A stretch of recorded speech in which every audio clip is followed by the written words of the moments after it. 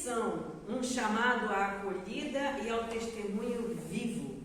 O tema missão, quando bem trabalhado, revela-se extremamente rico e capaz de renovar continuamente o nosso ânimo na caminhada cristã. Fazer missão não significa praticar o proselitismo, ou seja, não se trata de tentar obrigar as pessoas a aderirem à nossa fé. A verdadeira missão consiste em manifestar por meio de atitudes concretas o amor de Deus a cada ser humano e a toda a criação. As nossas atitudes falam com muito mais força do que as nossas palavras. Infelizmente, muitos cristãos insistem em viver apenas de discurso. Um discurso vazio de obras é prontamente percebido por aqueles que estão fora da igreja.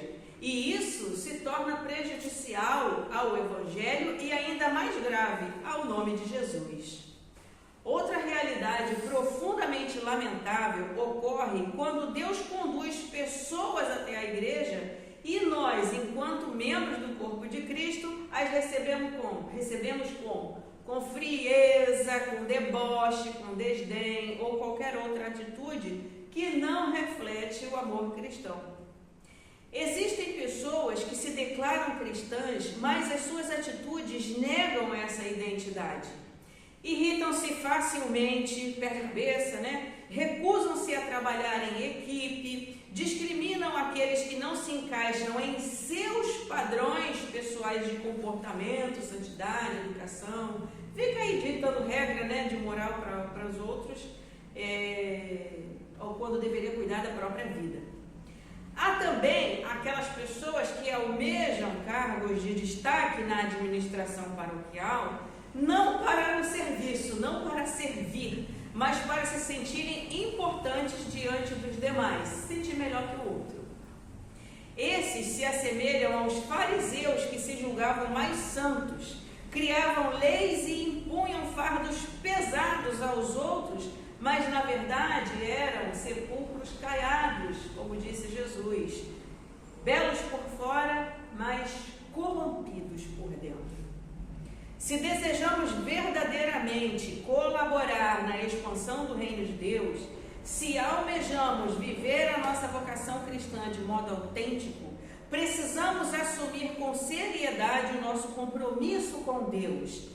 Devemos buscar olhar ao próximo com os olhos de Deus, ou ao menos nos esforçar nesse sentido, deixando de lado os nossos preconceitos e aprendendo a acolher aqueles que o Senhor envia ao nosso convívio. O Evangelho de hoje nos exorta a orar, suplicando a Deus que envie trabalhadores para a sua seara, para a sua plantação, para a igreja, E também nos convida a nos alegrarmos por seguirmos os ensinamentos de Jesus e termos os nossos nomes escritos no céu. Contudo, há duas reflexões importantes a se fazer. Primeiramente, ninguém permanecerá em uma igreja, a não ser que a pessoa, abstraia muito, mas ninguém permanecerá numa igreja na qual não se sinta bem acolhido. Por isso, o exercício do dom da acolhida é urgente e indispensável. Em segundo lugar, se somos chamados a amar ao próximo como a nós mesmos, é imprescindível, não tem como, é imprescindível abandonar o egoísmo e anunciar ao mundo a existência de uma comunidade como a nossa, com uma visão, com a nossa visão, com o nosso jeito de ser e viver a fé.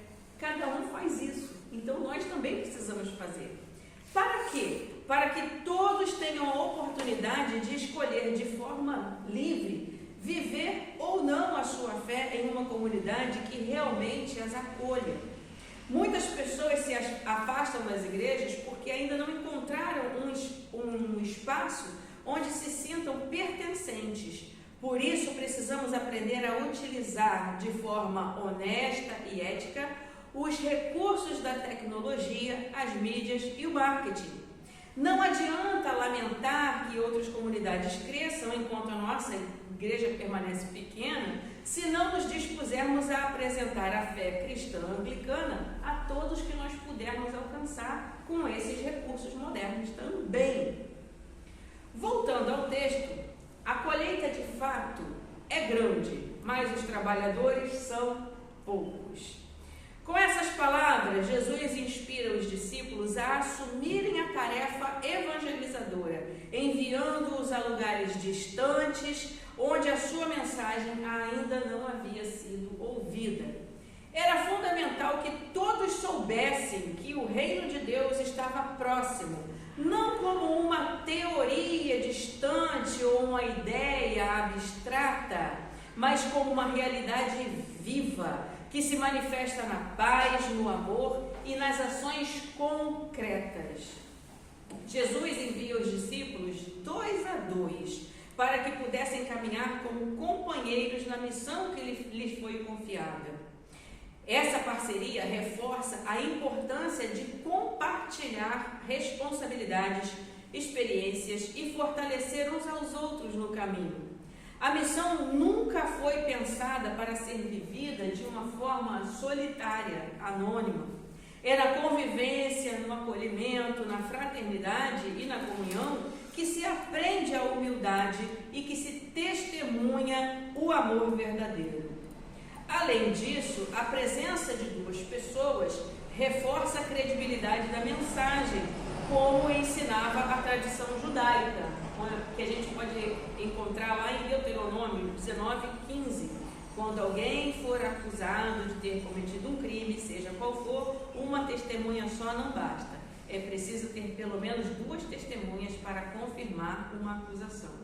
Interessante que isso passou, de eras e eras, e de tempos em tempos, e até hoje é assim, Então, por isso que Jesus enviou de 2 a 2, porque um só não, tem que ser 2 pessoas falando a mesma coisa. E ao dizer, não levem bolsa, nem sacola, nem sandálias, Jesus nos lembra que os discípulos foram enviados não apenas com discursos, mas com a própria vida. Eles haviam sido preparados, caminhando lado a lado com o Mestre, ouvindo, observando, sendo educados pelo exemplo do próprio Jesus. E agora eram chamados a testemunhar não só com palavras, mas com gestos concretos de cura, de paz e de serviço, revelando que o reino de Deus já está presente no meio do povo. O motivo da alegria daqueles 72 ao voltarem da missão não era o poder que eles haviam experimentado, mas a transformação real que eles ajudaram a promover na vida daquelas pessoas que cruzaram o caminho deles. Não se tratava de um orgulho ou vanglória, mas da alegria de terem contribuído para libertar vidas, devolver dignidade e enfrentar o mal. E é assim que nós devemos viver e ser. Assim como naquela época, hoje, Jesus continua chamando e enviando discípulos e discípulas.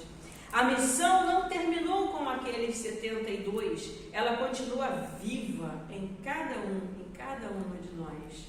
Ser discípulo é aceitar o convite de caminhar com Ele, de caminhar com Jesus, permitindo que por meio das nossas palavras e, sobretudo, principalmente, das nossas ações, outras pessoas também experimentem a presença transformadora e libertadora do reino de Deus. Que nós possamos, portanto, ser fiéis ao nosso chamado e viver a missão com alegria, acolhendo, amando e testemunhando a graça de Deus para todas as pessoas. Que Ele nos abençoe. Amém. Amém.